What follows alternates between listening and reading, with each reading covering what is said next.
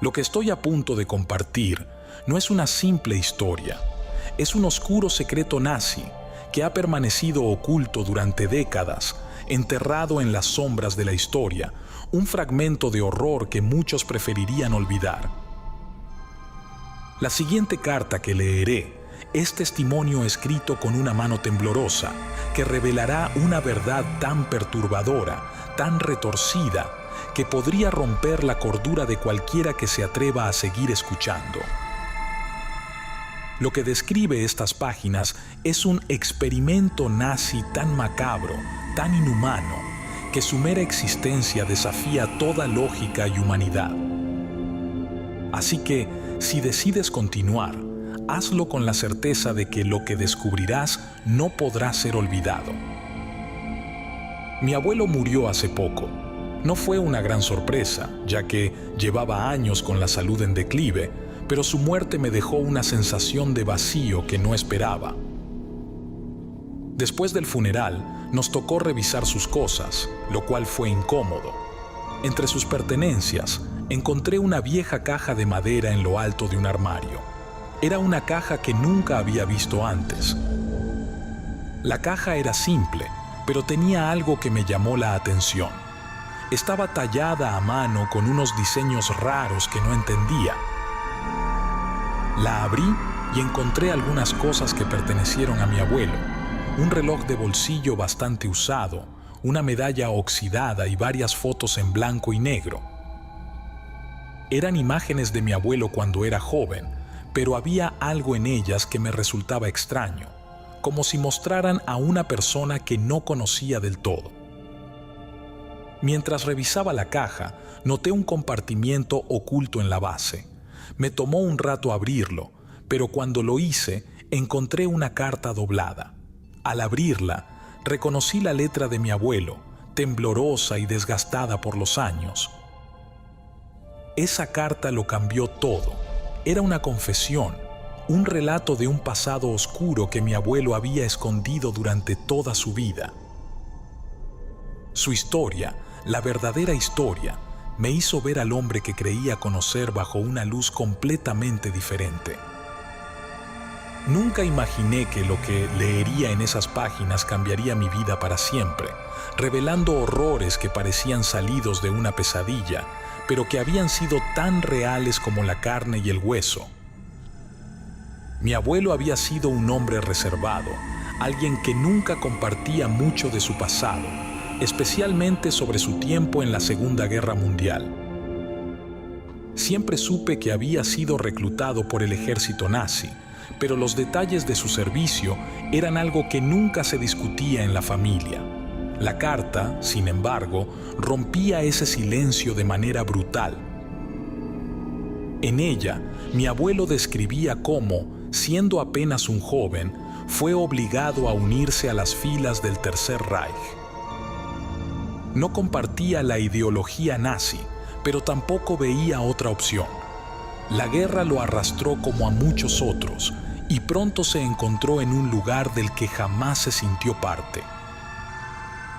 Fue enviado a Dachau, un nombre que hasta ahora solo había asociado con las peores atrocidades de la humanidad.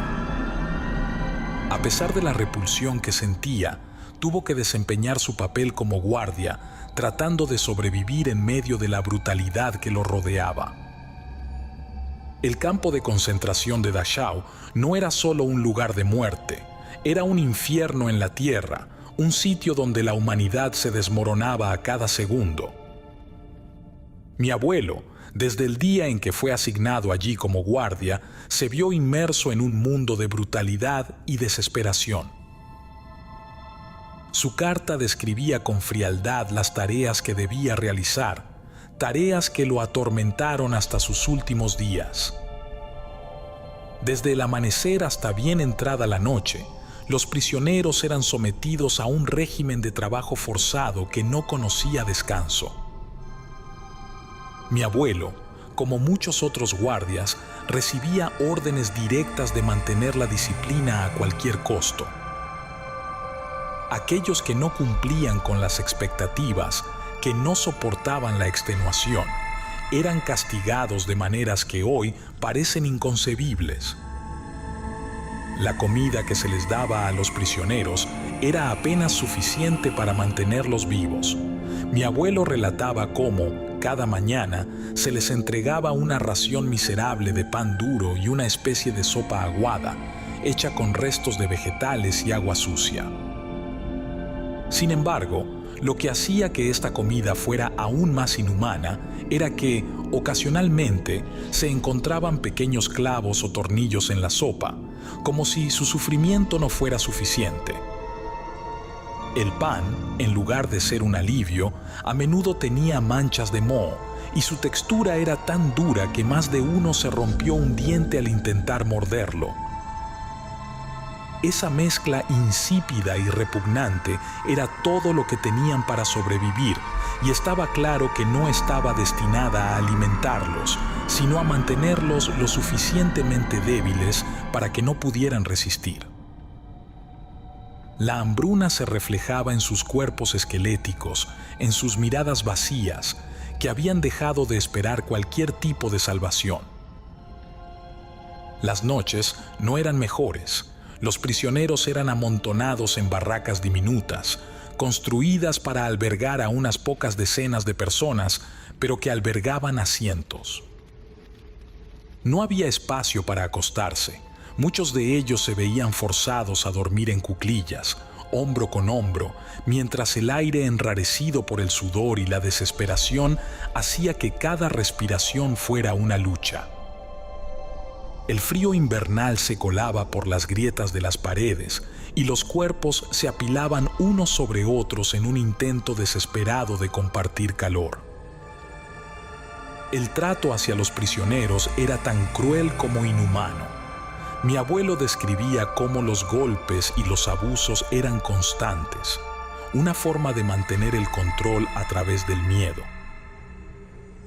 Él mismo, bajo las órdenes de sus superiores, se vio obligado a participar en estos actos de violencia. Cada día seleccionaba a aquellos que estaban demasiado débiles para continuar y los apartaba del grupo para recibir castigos que casi siempre terminaban en muerte.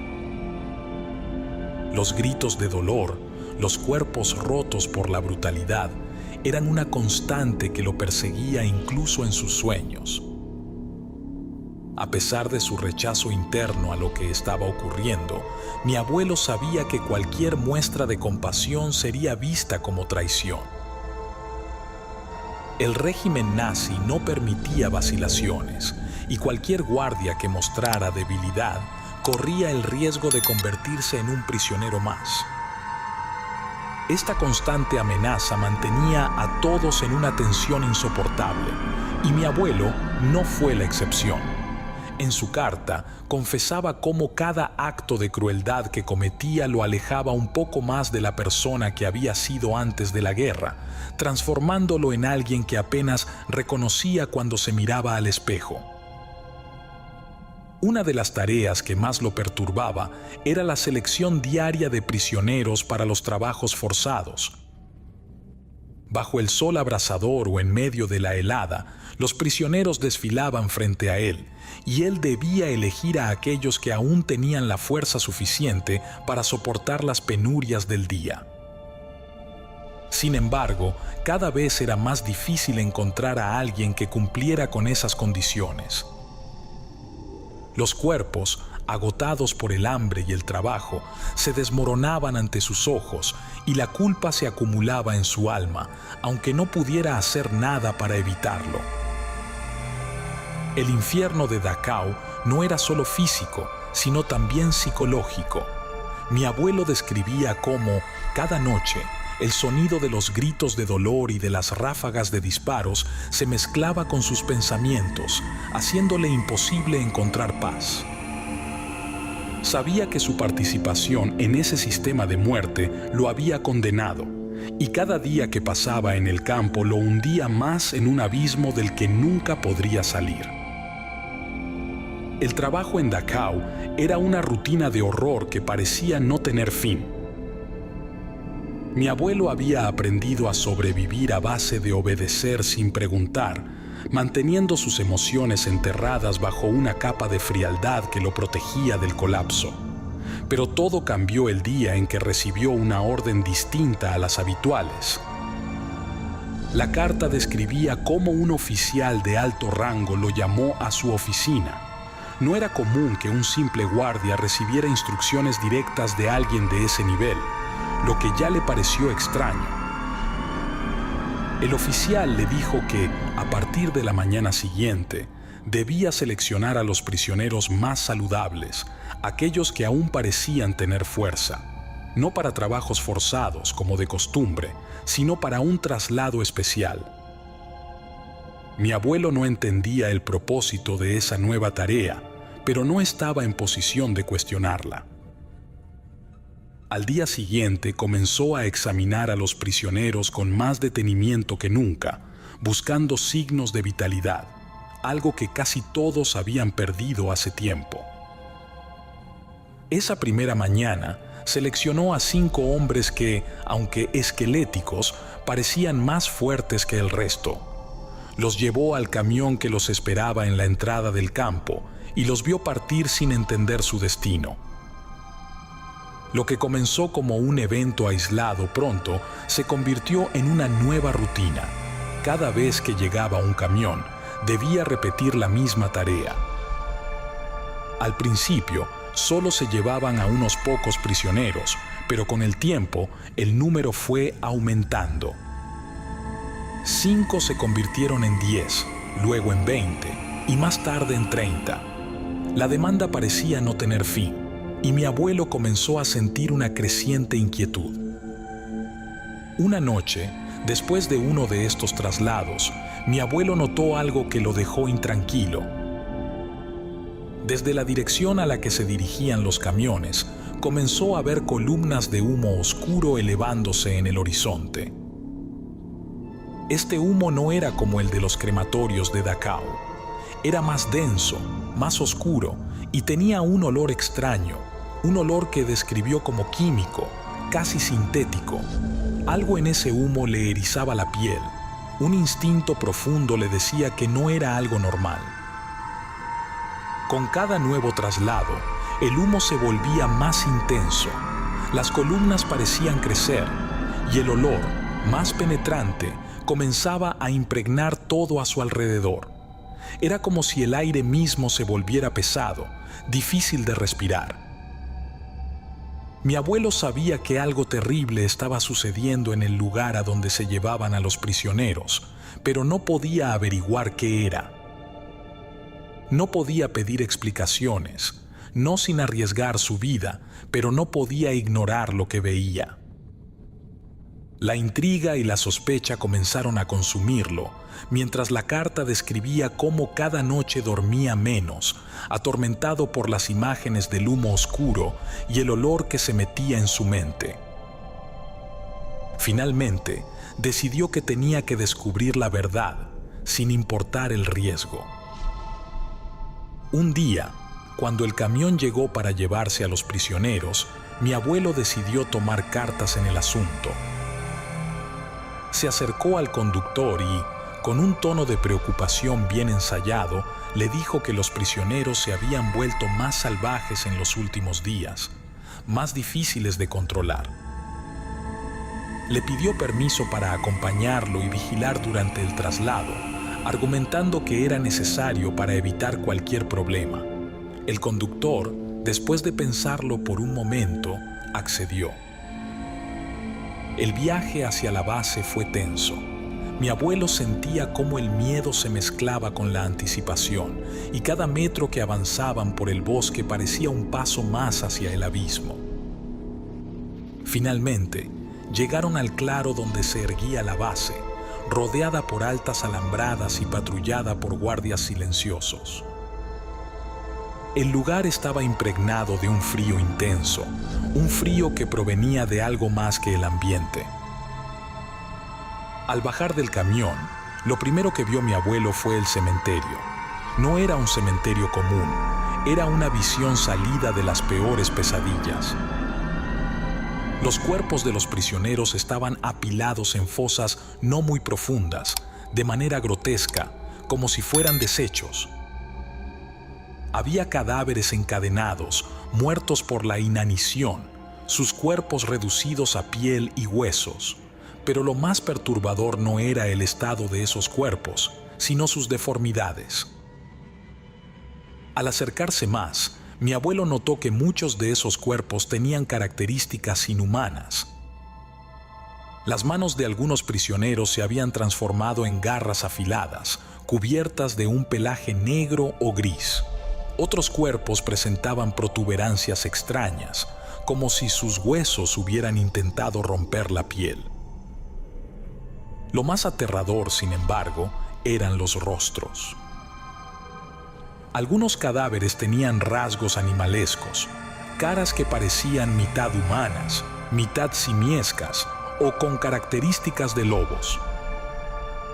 Había cabezas cortadas que mostraban estas deformidades de manera grotesca, con una mitad del rostro humano y la otra, una máscara de bestia. Mi abuelo quedó petrificado ante esa visión. Los cuerpos amontonados, las deformidades, las fosas llenas de cabezas cortadas, todo era tan espeluznante que su mente se negaba a procesarlo. ¿Qué estaban haciendo en ese lugar? ¿Qué clase de experimentos habían transformado a esos prisioneros en monstruos? La pregunta lo atormentaba mientras avanzaba, tembloroso, hacia el interior de la base, sabiendo que lo que estaba a punto de descubrir lo marcaría para siempre. El interior de la base era un laberinto de pasillos fríos y metálicos, iluminados por una luz tenue que apenas lograba atravesar la penumbra. A medida que avanzaba, escuchaba ruidos extraños, gemidos, murmullos y el inconfundible sonido de cadenas arrastrándose por el suelo. El ambiente estaba cargado de un hedor acre, una mezcla de sangre, sudor y algo químico que hacía que su estómago se revolviera. Finalmente, llegó a una serie de celdas que parecían improvisadas, más jaulas que habitaciones. Dentro, encontró a los prisioneros que habían sido llevados en los traslados anteriores, pero ya no eran los mismos. Sus cuerpos, deformados de manera grotesca, mostraban los signos evidentes de los experimentos que habían sido realizados sobre ellos. Algunos estaban encorvados, como si sus huesos se hubieran roto y vuelto a soldar en posiciones antinaturales. Otros tenían piel cubierta de manchas oscuras y protuberancias que parecían a punto de estallar. Lo peor eran sus ojos, miradas llenas de terror, desesperanza y algo más profundo, una súplica silenciosa por el fin de su sufrimiento. Algunos de los prisioneros intentaban hablar, pero sus voces se habían convertido en gruñidos y gemidos ininteligibles, como si sus cuerdas vocales hubieran sido arrancadas de la humanidad.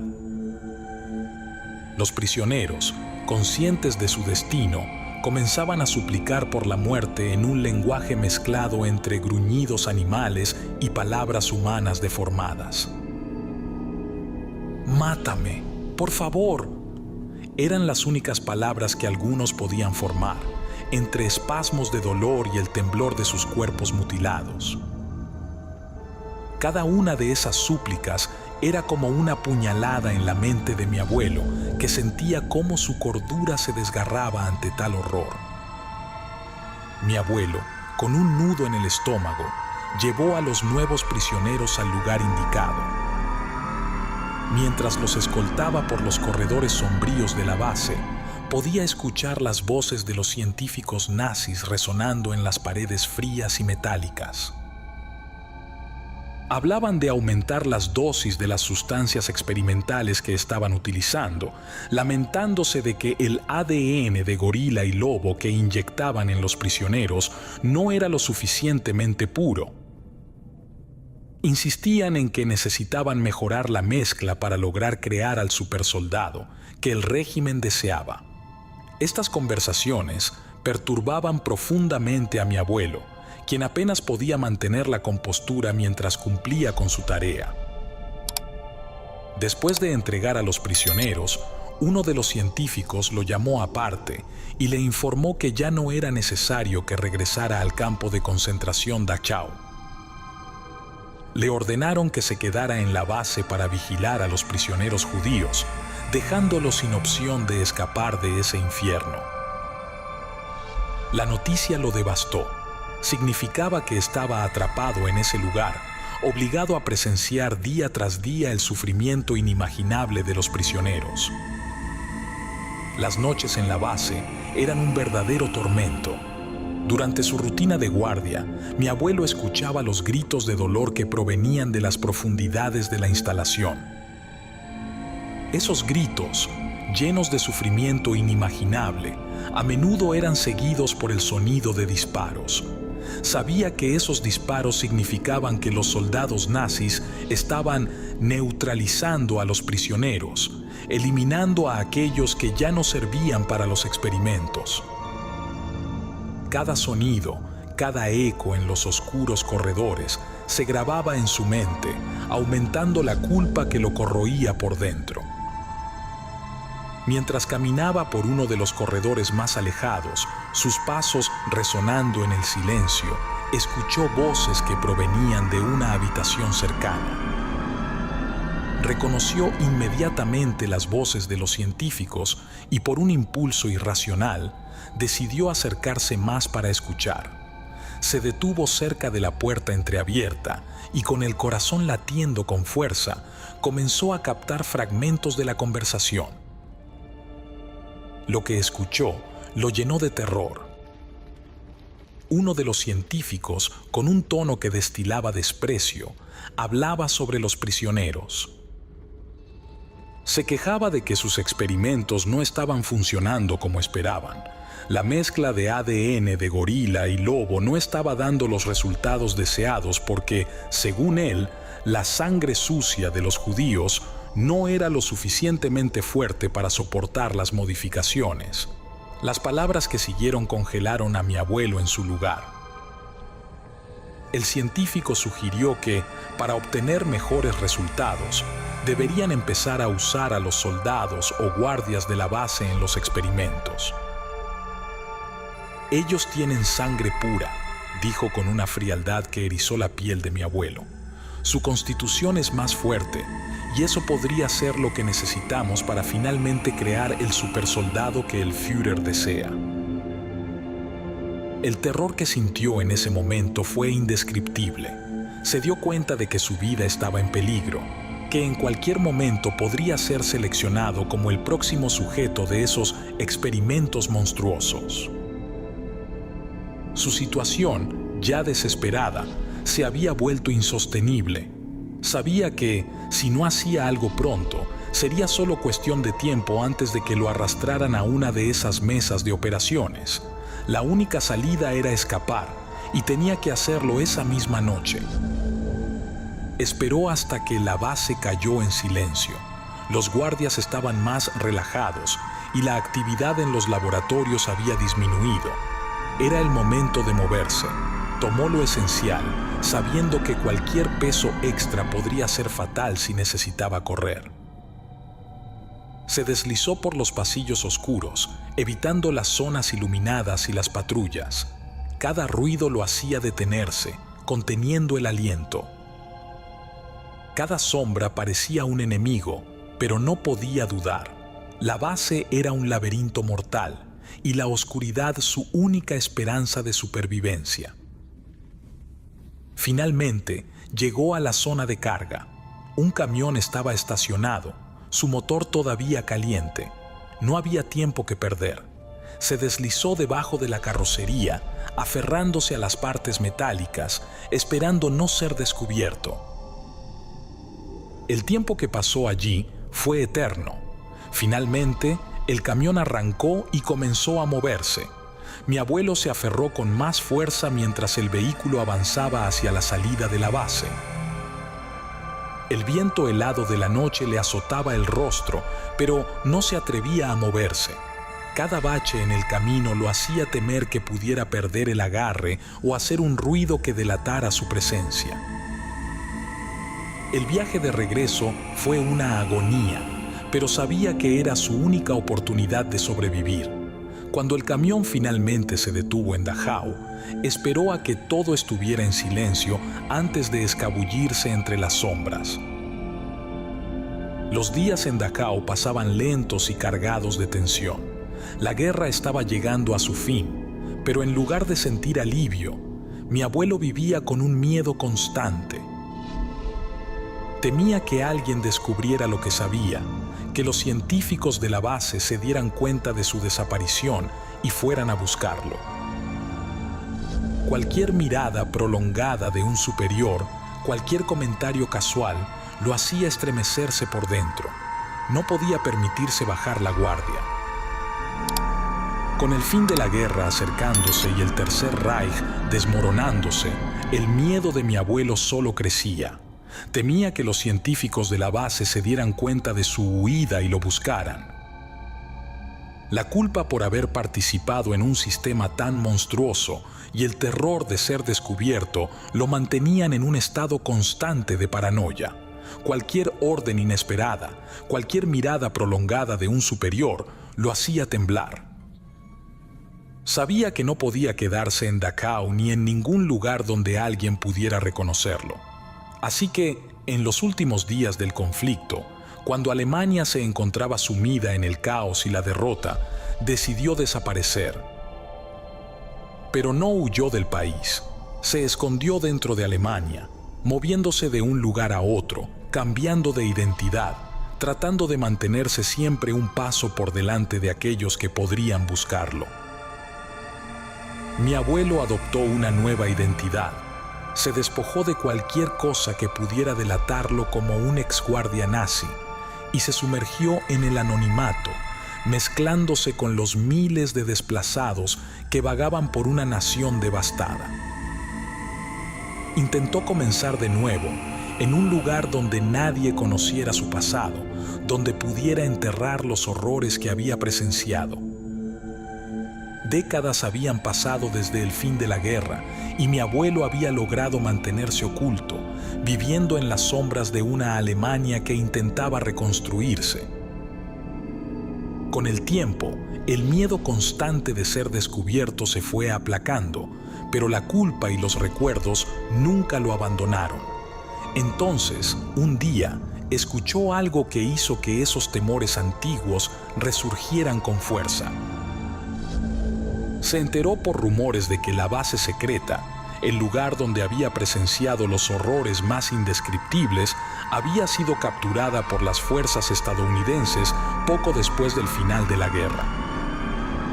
Al parecer, los soldados estadounidenses habían encontrado la instalación, pero no dejaron rastro de lo que allí había ocurrido.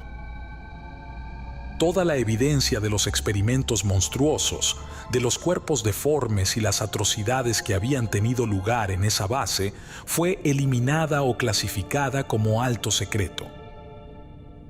No había registros, no había pruebas, solo las sombras de lo que una vez fue. A pesar de que la base había sido destruida, los rumores sobre lo que había ocurrido allí persistieron en forma de susurros y leyendas urbanas. Algunos decían que los estadounidenses habían trasladado los experimentos a otro lugar. Otros creían que todo había sido enterrado en lo más profundo del gobierno. Pero no había confirmación oficial, dejando la historia en un limbo, atrapada entre mito y realidad. Para la mayoría, no era más que una historia de terror contada en voz baja, algo demasiado monstruoso para ser real. Pero mi abuelo sabía la verdad, y con esa verdad había vivido todos esos años, llevando el peso de su conocimiento como una cadena alrededor del cuello. Sabía que, aunque no quedaran pruebas físicas, la realidad de lo que había ocurrido en esa base no podía ser borrada tan fácilmente. Había visto con sus propios ojos lo que el ser humano era capaz de hacer, y ese conocimiento lo había consumido. Mi abuelo conocía la verdad, y esa verdad lo atormentó hasta su último aliento. Cada día que pasaba, esa verdad lo perseguía, recordándole las decisiones que tomó y lo que presenció. No pudo escapar de su peso y al final fue esa verdad la que lo consumió. La carta que dejó no era solo un testimonio de los horrores que presenció, sino una súplica desesperada. Un ruego por clemencia, un intento final de buscar el perdón del Todopoderoso y encontrar la paz después de una vida consumida por el sufrimiento y la culpa.